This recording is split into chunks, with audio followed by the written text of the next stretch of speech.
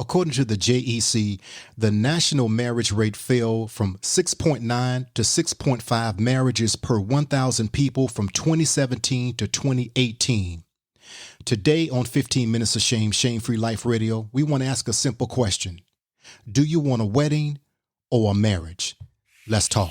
Today is about the power of you. We can be whatever we dream. You're locked into another episode of 15 Minutes of Shame. Each week, we'll help you rebuild your life one brick at a time by addressing real-life issues from a practical and biblical perspective. I had to believe in myself like never before. This is the Shame-Free Radio Show. Finding a solution to become the greatest. And now your host, minister, author, grief and trauma support specialist, Dr. Ronald Zion Roseborough. Ladies and gentlemen, this is it. Good evening, good morning, good night, wherever you are from coast to coast around the globe. You're locked inside of another installment on 15 Minutes of Shame on the Shame-Free Life Radio. I am your host, Ronald Zion. It's such a pleasure to be back with you once again. And as the segue alluded to, we're going to get into the subject, do you want a wedding or a marriage? But we will resume right after this commercial break from our proud sponsor. Have you considered continuing your education? Or do you find yourself like so many, sidetracked by life, fear, or maybe even excuses? Well, I've come to tell you that there is absolutely no perfect time than right now. Time is ticking away. So get your degree today. Rehoboth International Bible College is an accredited university designed to meet your higher biblical education needs. Simply go to RehobothInternationalBibleCollege.com or call 866-235-0812 extension 0. You are an investment, so it is past time for you to reap the dividends. Rehoboth International Bible College. All right, now I can't wait to get into this, but first let me present the some and also those who may know this in-studio guest who came all the way in and dropped in from Maryland, Brother Bruce Oliver, who's going to help us grasp the concept and come to a place of understanding, because we know that the scripture says that wisdom is the principal thing, therefore we ought to get it, and in all thy getting, get understanding. And we need some understanding as it relates to the decline in marriage, and also 50% of the marriages that end up in divorce. And there are just so many issues, especially plaguing the quote unquote Black community. So, Bruce Oliver, I mean, you do so much. I mean, you're an entrepreneur. Man, you touch so many different bases, not just social media. You are a mentor. Just tell the people who may not be abreast of who Bruce Oliver is, just step to the mic and just introduce yourself. Well, thank you, brother. I'm honored to be here with you, man. Like I said, my name is Bruce Oliver. I'm actually the owner of a real estate holdings company. That's the bougie way of saying that I flip houses. I've been doing that for about 15 years. But as far as socially, I try to do things in the community to, bring healing and uplift and inform our people of things that we just don't seem to be interested in, brother. Mm. It seems like we're just surviving and believing everything that is told to us through the media. Mm. So I try to be on these streets and to try to offer a little understanding and ministry and whatever I can do to help our people to thrive and not just survive. Absolutely. And, the Most High has really blessed you tremendously, not just financially. He has blessed your mind to be so acute during this time of, as you put it, the media dumbing us down every second, every millisecond of time. Mm-hmm. And we thank you, and I salute you, soldier, for always being on the wall to shake us out of our slumber. But first of all, break down the difference between a wedding and a marriage. Now, it seems nonsensical to even have this conversation, because the average person would be able to tell you the difference. So they may think the difference between a wedding and a marriage, when we're talking about, of course, the Most High's way. What is the difference, from your standpoint? That's a good point, brother. A wedding to me, as far as my understanding, is that you have to have a community in order to have a wedding, and the wedding just not be a celebration or an event or somewhere where we can do the electric slide.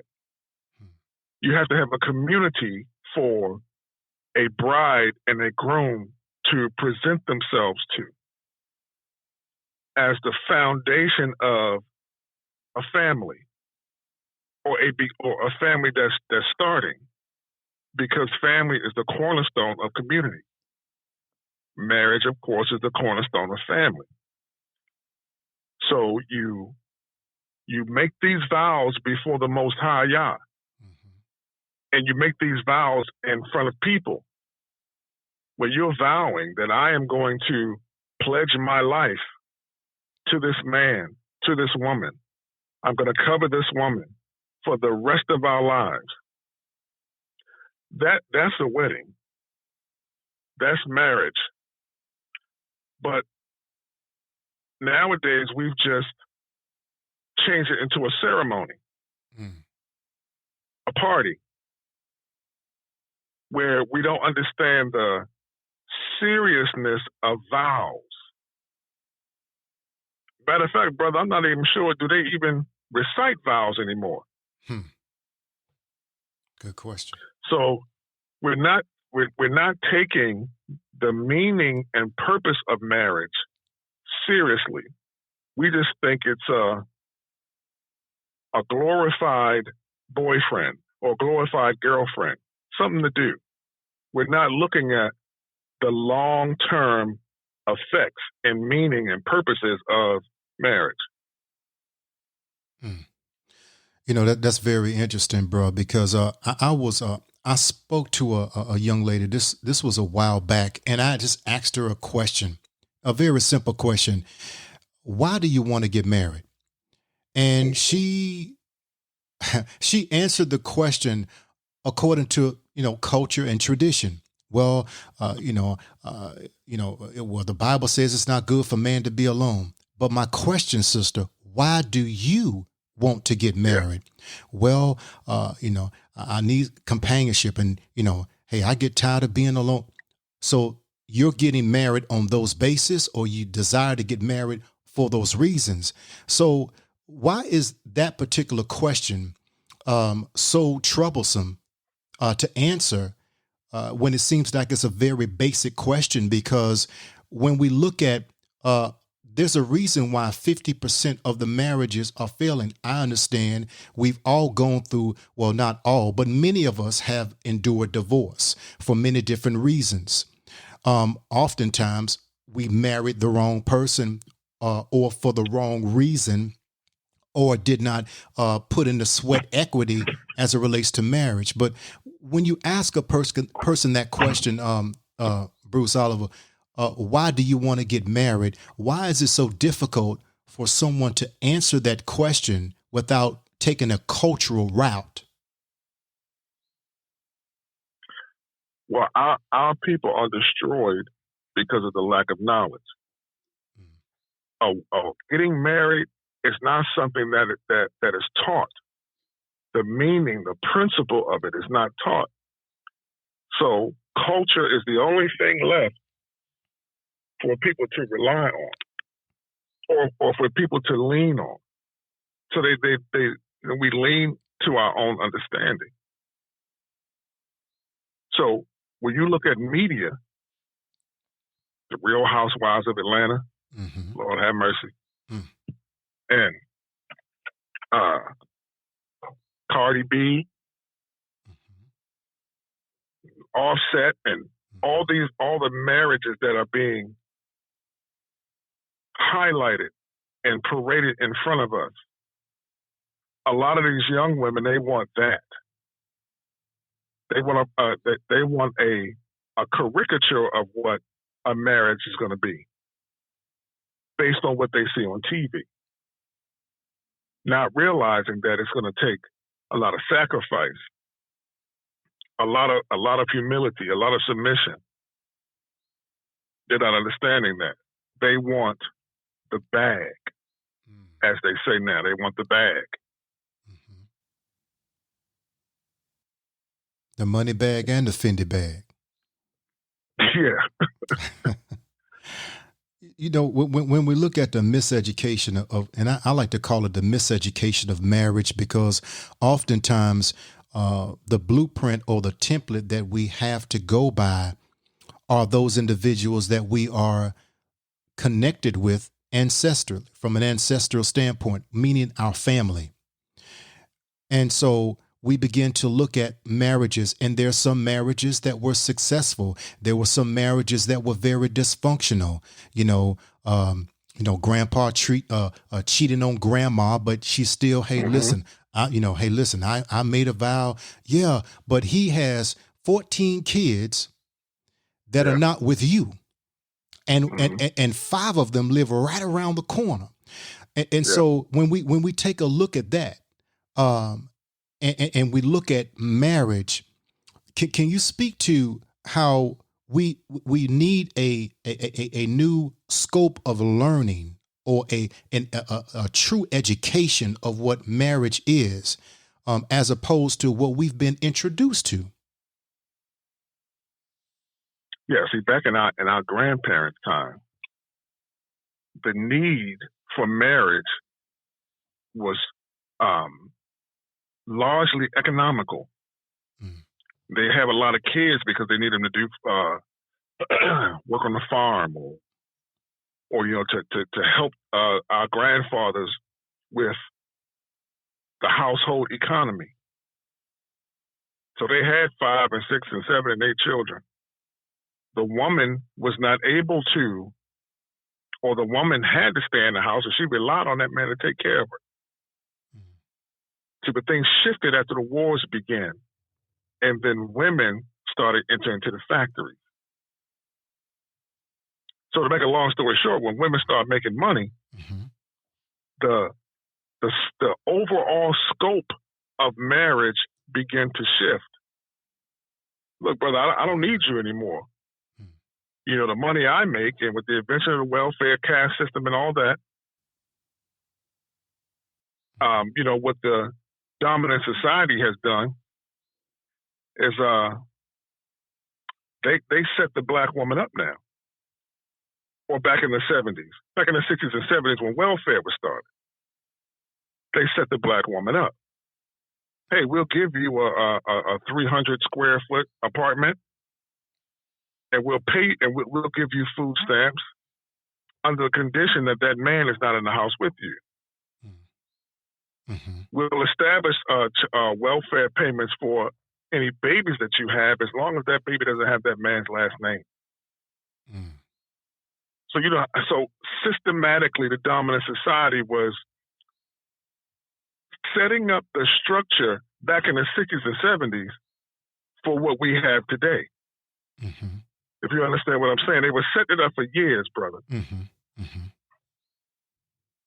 Absolutely. So once the woman entered the workforce, and then in addition, around the time of the Civil Rights Movement, because all this stuff kind of happened around the time that King was assassinated. Mm-hmm. Then here comes feminism. Mm. When that white woman came and said, "Hey, we're women, hear us roar. You really don't need your man," so on and so forth, and black women jumped on that movement when they had nothing to do with them. Mm. But white women deceived them into joining that movement and creating that mentality that they can do it on their own. Mm. So the fact that a woman, in my humble opinion, she needs a man. Even if she makes more money than him, she needs a man. She needs that covering. Mm-hmm. I would even go as far as to say she needs that guidance. Now, can a woman guide herself? Absolutely. Mm-hmm. But there are a lot of things that a woman can trim down to be more effective and lasting in her life if she had that covering. Mm-hmm. Mm-hmm. But the way society has that black woman set up, she's in love with the government, brother. The government has efficiently sculpted her mind to where she can do this on her own. So the only thing that man can bring you or do for you is give you, coins in your bag. But as far as your spiritual growth, your emotional wellness, you don't need him. And that seems to shift the entire scope of how we are even viewing relationships today, in my opinion. Mm. You said a lot of things there that's very key, and we want to kind of unpack this if we can, and just take our time. I want to preface that by just looking at a particular stat. Now, this came from the Institute for Policy Studies, a recent report that is entitled "The Road to Zero Wealth: How the Racial Divide is hollowing out the American middle class," and it says that the wealth of the median black household declined 75% from $6,800 to $1,700, which means that if you if you have a median income of $6,800 and you deduct the family car, that's $1,700. Now, in comparison to the amass or median white household income, which increased 14%, ours declined 75%, but theirs increased 14% from $102,000 to $116,000.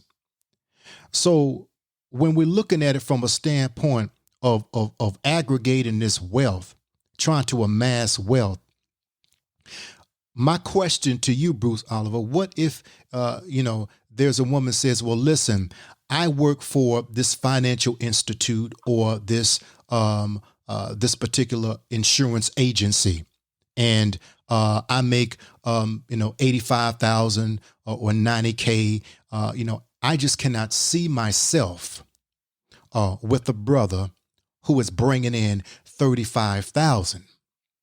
But this brother has EP, which I refer to as earning potential, not just the 35,000, but someone that will believe in him enough because he doesn't just have a pipe dream, but he has a blueprint, as Yah gave Adam in the Garden of Eden, to now take what he has, the 35, to multiply it to get more. So I guess my question is to you, to those women who have climbed the corporate ladder, but still they're only making 62 cents on the dollar compared to white males. So a lot of black women are getting the short end of the stick as it relates to getting paid their wealth in this particular system. So again, I'll digress. My question to you, Bruce, and I'll pass you the mic. Those women who say that it is dumbing down to go beneath a particular tax bracket concerning a mate who may have earning potential and treat her as a queen. How do you respond to that type of rhetoric when it comes from a woman who's making $80,000 or more annually? Brother, I honestly, I think that opinion comes from a whitewashed mind. I believe that our sisters need to reevaluate, and I believe that they should have a paradigm shift on how they are looking at love, romance, and marriage.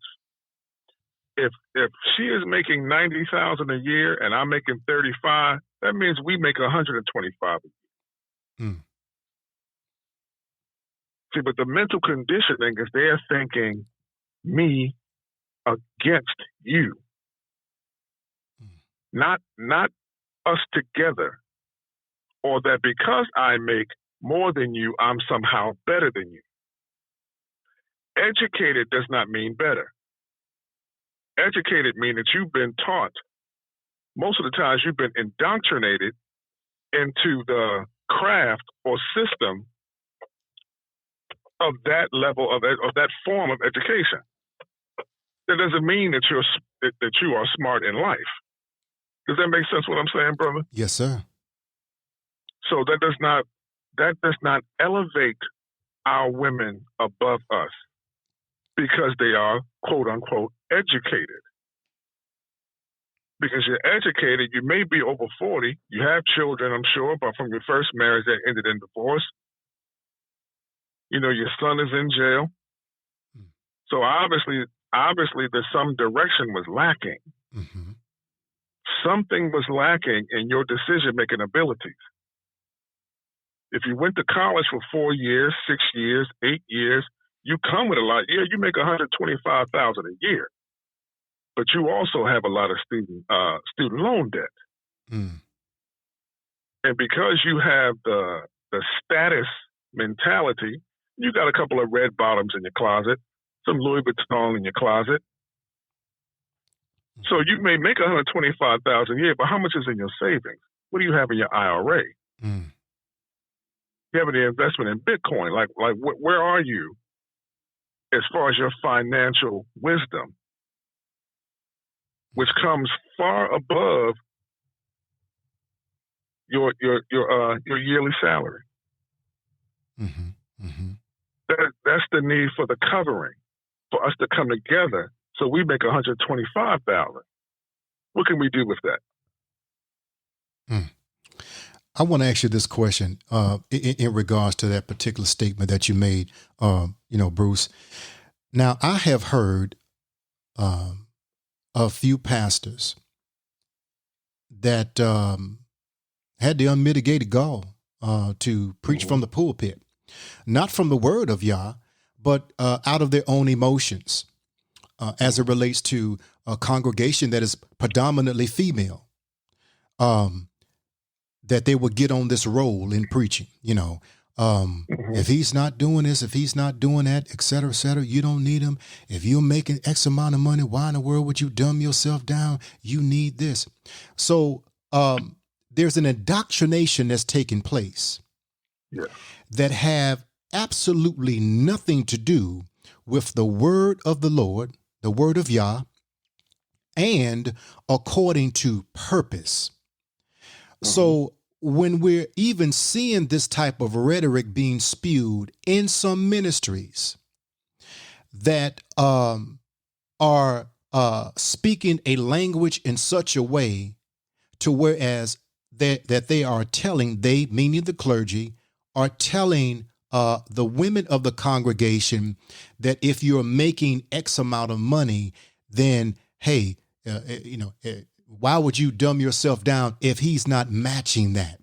So it seems that this type of Eurocentric mindset have even saturated the shepherds of the house of Yah.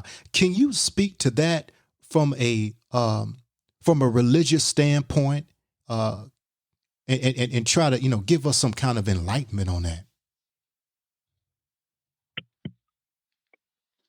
I am at a place as a believer where I'm looking at the reality of theology and how it lines up with the lack of community organization and lack of community unity. Something is blocking these pastors from teaching and preaching not just the gospel, but the reality of how the scriptures, how the law can free us as a people. And when I say free us, I mean by unifying us. to where we come together and build like other ethnicities are building. Because every other ethnicity builds at a higher rate. They have a different mentality than we do. Mm-hmm. For me, the men of God are, I want to say this without being extremely offensive. But the men of God, brother, mm-hmm. they are wooed by the feminine energy. Mm. They are wooed by their feminine praise. Mm-hmm. Because as a man, oh have mercy, as a man, most black men, I'll put it like this, Brother Zion. Yeah. Most men in this country are not allowed to be men. Mm. We're still boys. Mm-hmm. You know, back in Martin Luther King's time when they were boycotting, the trash workers were boycotting, they was holding up signs saying, "I am a man." Mm. But I was always taught that if you are something, you don't have to announce it. You just be it. Mm. The reality is that most men in the United States are not men, they're boys. So whenever a boy gets a dose of power, he overuses it. Mm. Excuse me. He steps outside of himself. Mm-hmm. Now, not to take away from any of the theological training and all that stuff that these pastors go through, that's under that Catholic oversight. You know, that's a whole other show, brother. We'll get to that show later. The applause from the women, because you know our sisters are going to support. Mm-hmm. Once their emotions get low round, once their emotions start moving, they're going to support. Mm-hmm. They're going to give you their presence and their resources.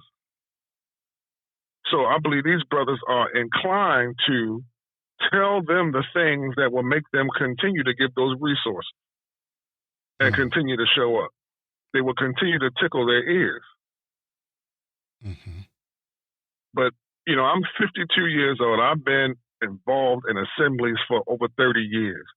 Mm-hmm. And, brother, I have never heard a constructive, substantive message to curtail the thinking of the modern black woman. Mm. To say, hey, there needs to be a paradigm shift in how you are thinking. Mm. We have too much European influence. I haven't heard one yet. Mm. You know that. So I consider those men. Mm. I consider those men money changers in the temple, brother. You know, you said something, and I definitely want to just piggyback and just coincide on what you just said.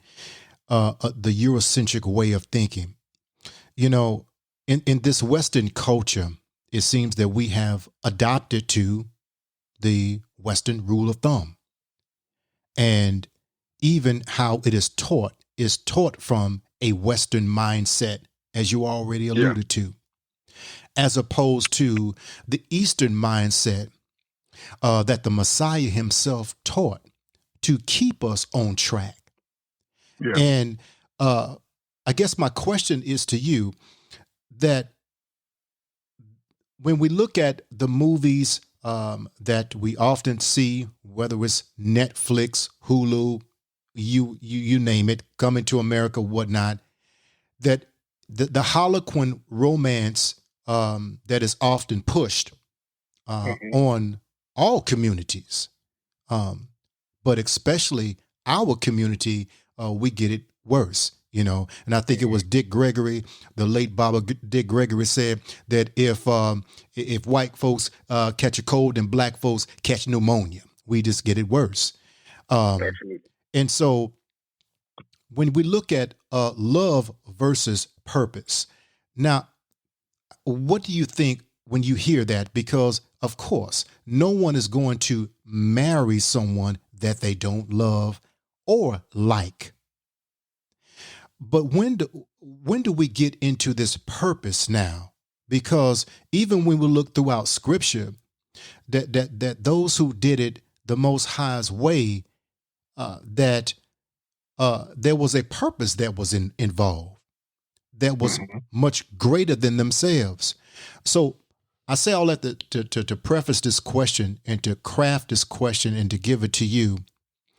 How do we have a healthy balance between, I'm marrying this person because I love this person, as opposed to your specific purpose on this planet to fulfill, to connect with someone that can assist you, and both of you assist one another in a purpose that's greater than yourself for the one who made you? What is the healthy balance? Do we need a healthy balance as it relates between love and purpose? I believe we do need a healthy balance. I believe that the reason the divorce rate is so high is because we are marrying with no purpose in mind. Mm. I believe I have to speak on the responsibility of us as Black men. We don't take the time. We move in such anxiety and lust, brother, Yes, that we sir. don't take the time to reconcile with Yah. Mhm. We don't take the time to find ourselves in Yah. Mhm. Yah has to tell us who we are. Mm. This is who you are. This is what I made you for. This is what I want you to do. Until a man knows that, I don't see how a man can love a woman. I can see him lusting a woman and Mhm. thinking it's love. But until you know yourself as a man and know what vision you have, why you are moving how you move, not just working a job. That's the thing. We've been demoted in our thinking to just work a job. But working a job does not mean you have a vision. Mhm. Mhm. If a man has a vision and Yah is telling him who he is and also telling him who he is not, then he will realize that, hey, I need help. And I need help that is going to fit me, to fit my mentality, to fit my personality. I need a helper that's suitable for me. Mhm. The woman that's suitable for Zion, she's not suitable for me. Mhm. But I have to know me in order to recognize her. So because I don't know me, the only thing I recognize is her backside. Mhm. Mhm. It's her breasts, her Mhm. long hair, these mile-long eyelashes the sisters are wearing now. Yes, sir. But until I get in the face of Yah, and this is what I was constantly in my conjecture, brother, is that Black men, we need to repent and reconcile with God and get in his face and sit there Yes.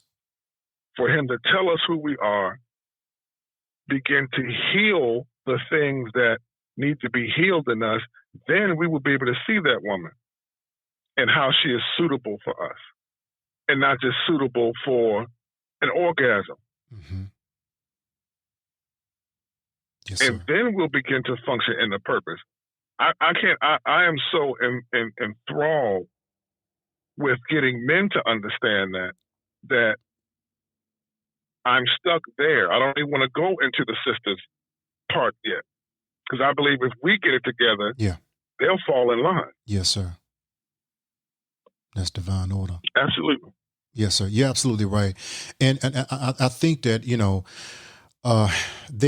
there are so many undercurrent issues when it comes to us as men, specifically Black men in America, those who are Hebrew here in America, that we have not addressed. We haven't addressed the post-traumatic slave trauma.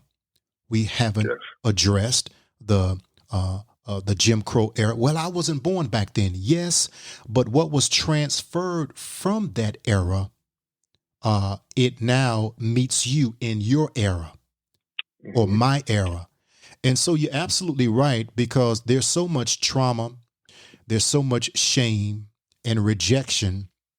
Yes. And oftentimes it is hidden behind the mask of religion and our gifts and our talents Yes. and our charisma. But there's no sustainable stick-to-itiveness concerning our own identity. So you hit on so many different things there. So you said that when we get our acts together, then everyone else will follow, and of course that is divine order. And so I guess my question to you concerning that,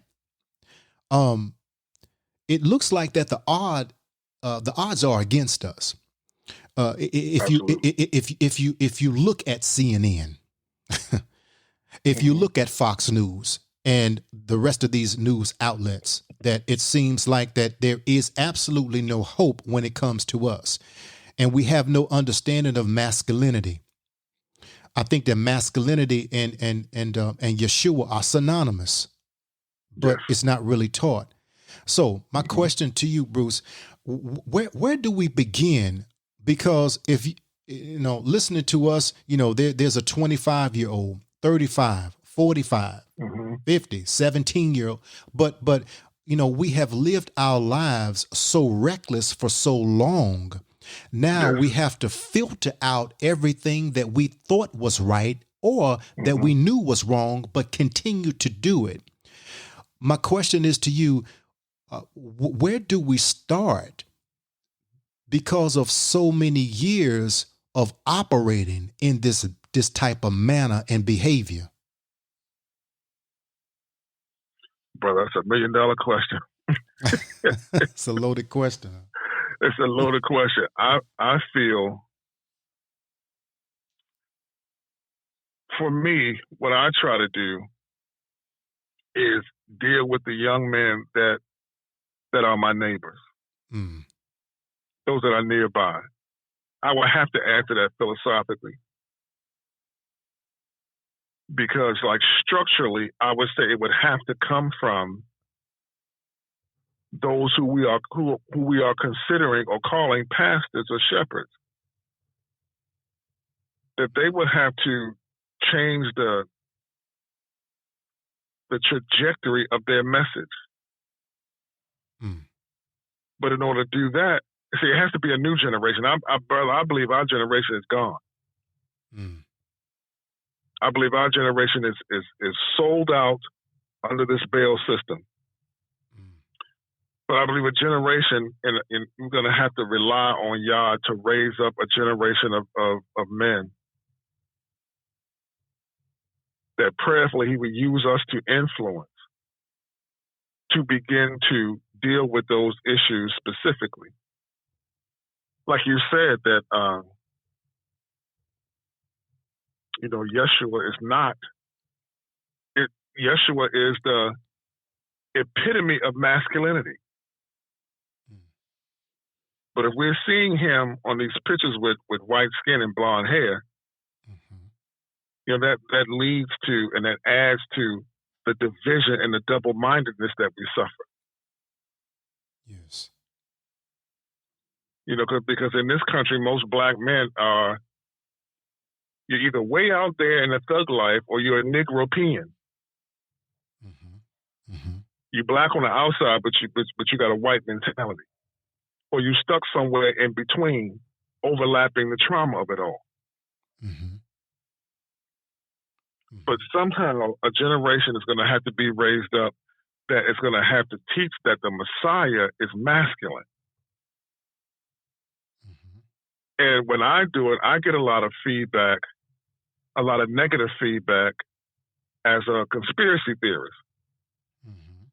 When I say things like the roles are being reversed, that we are systematically engineered, socially engineered, and even chemically engineered for men to be feminine. But I get labeled as the conspiracy theorist. But we have to push past those types of that type of feedback and continue to challenge that narrative. But for me, I have to do it one-on-one.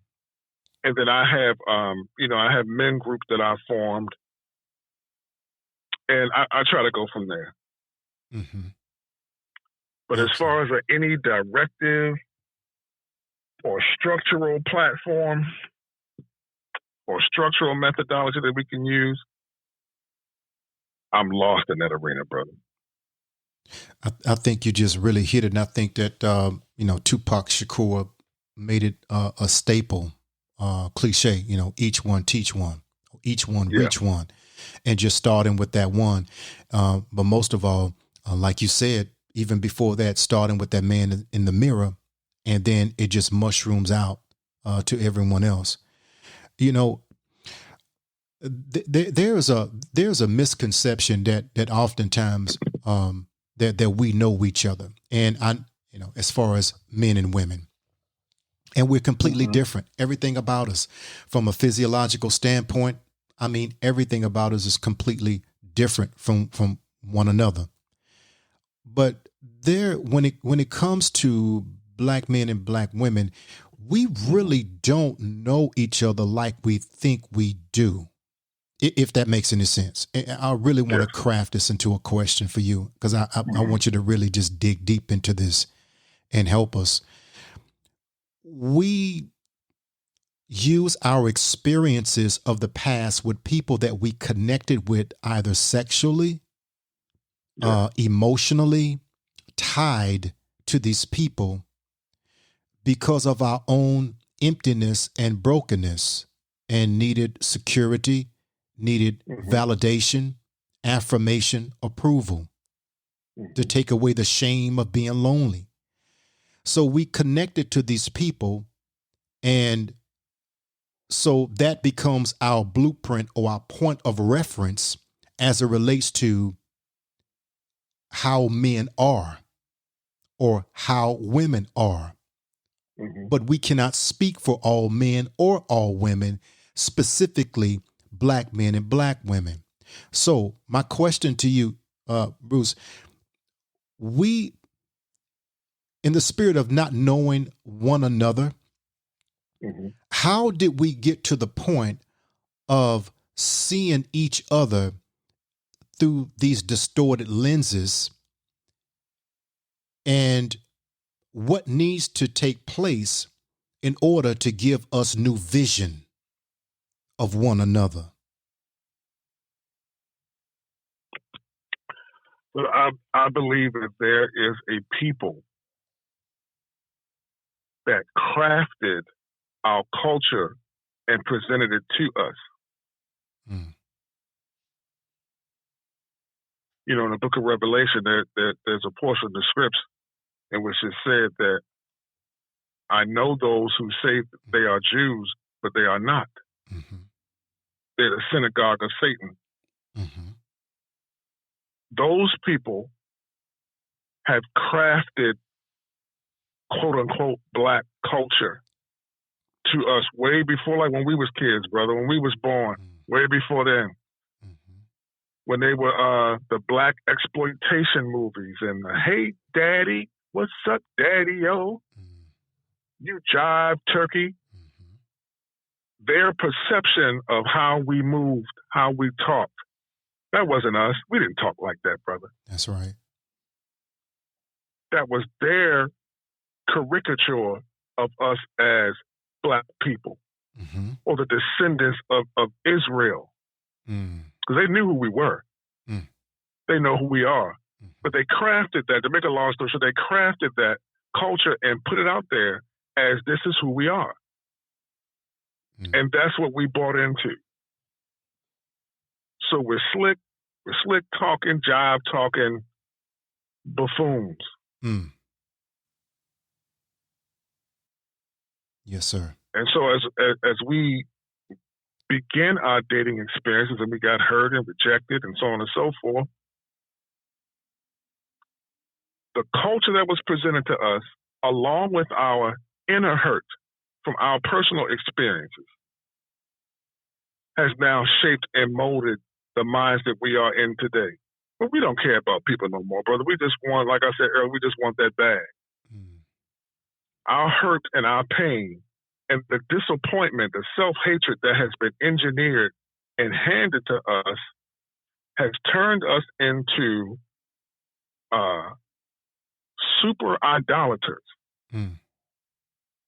So idolatry is the order of the day for the black man and woman, as it's always been Israel's problem.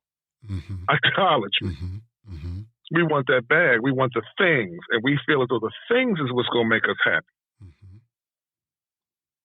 And when it comes to the pain or the disappointment we have from past breakups or so on and so forth, or abuse from parents or whatever the case may be, if we had a rough childhood, we expect that person, what we used to want or desire from an entire community of people, what we expected from a village, we now expect it from one person,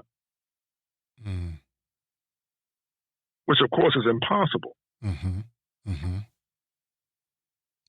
Absolutely. So I believe there's where we have to start, deconstructing those things. Yes, sir. Yes, sir. You're absolutely right. As you're talking, it kind of remind me, you mentioned idolatry. I wrote a book called Woman, If You Only Knew.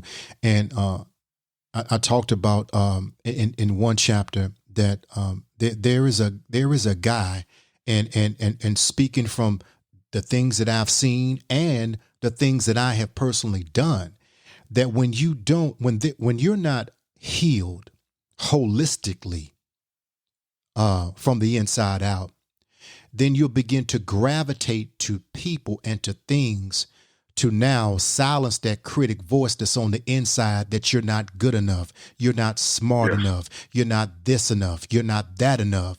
And so you start to reach outside of you to now grab trinkets of symbols of status to now make you feel better about yourself.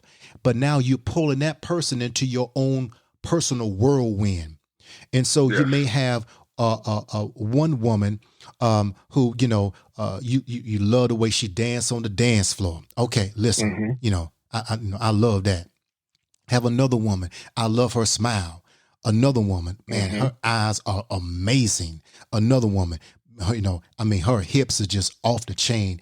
Her butt is bigger than the state of Texas. Got to have that. And you have another woman and another woman. So now you have like 10 different women, and all of them have various type of features or personality. I know it sounds madness, and it is. And so they have all of these attributes because in your mind, you're still trying to find that one woman that she doesn't exist in Maryland. She doesn't exist in Compton. She doesn't exist in London or Dubai. She only exists in your mind. So all of those 10 attributes, you cannot take them and create a Frankenstein into one person because they're 10 different people.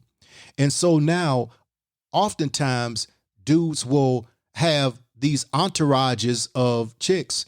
And I'm talking about, I'm not talking about the brothers that's in the clubs, in the bars, etc., because they are true to theirs. They already know. But I'm talking about those who are professing hope in the Messiah. And that's what I'm talking about. So I say all that to say this, is that getting to a better place of being holistically healed in our own mind, to remove the insanity and to stop the drama of breaking hearts and destroying lives in the process. So that woman out there, as we begin to kind of wrap things up, that may feel a lot of shame, Bruce. Hey, listen, my cousin, she got married. My homegirl, she got married and now she posted on IG her wedding. Oh, that's so nice. When is my time coming? I'm just connected with a bunch of bozos. What can you speak to that, to that young lady, to that woman, in relations to introspection and healing while she feels under the gun and under pressure because of what she sees on social media? Yeah. I would say to her to find purpose, to seek out purpose. And one thing that I do know from my own personal experience and observing many others, is that there are several like-minded people in the realm of purpose. If that young lady, that young woman finds her purpose and begins to function in it, she's going to meet someone. Mm-hmm. She's going to meet several people who are like-minded. Because we find the people who are assigned to us in this lifetime. We find those people in our purpose. Mm-hmm. That's what I would have to say to her. And to make sure to do what is necessary as she waits to cleanse herself of any soul ties that she created. Mm-hmm. If she's divorced, make sure her ex-husband is out of her soul. If she has a child or children by men from her younger years, do the work and get them out of her soul. Mm-hmm. So she can come across as open and unguarded, which is very attractive to any man. Even a foolish man is attracted to that. But if she does the work, if she finds purpose and does that work, that inner work, I think she'll receive what Yah has for her. Absolutely. Absolutely. Bruce, I tell you, we've got to have you back on the show. You're just real. You're realer than real, and you always keep it 100. And you're sold out to the Most High. And not only that, you are very comfortable in your own skin, unapologetically. And yes, and that's just an amazing attribute in and of itself. How can people get in contact with you for mentoring? Just want to reach out to you. I know you have a lot of things going on, and how can they reach out to you? I can be reached by my mobile 410-240-4027, or you can look me up on Facebook. My name is Bruce Oliver, the Batman. That's something that's very distinguishing, so that's not hard to find. You can send me an inbox, and we can connect from there. Absolutely. We definitely have to have you back on the show so we can kind of unpack some other issues that definitely need to be expounded concerning these taboo topics. And definitely thank you so much for all that you do. And I definitely salute you. So appreciate you. Absolutely. And if you want to reach out to me, you definitely know me on social media. Do so.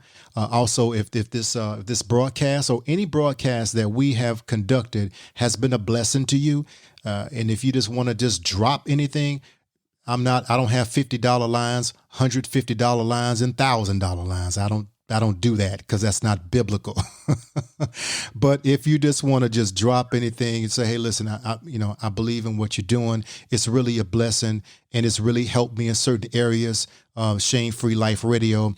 You can always reach us on the Cash App. That's the $, the Shame Free Life.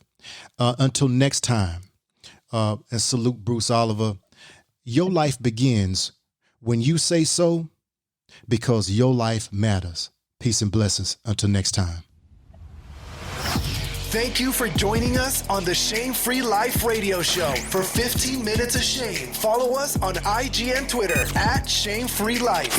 For information on promoting your business with us, contact us at theshamefreelife@gmail.com. Until next time, your life begins when you say so.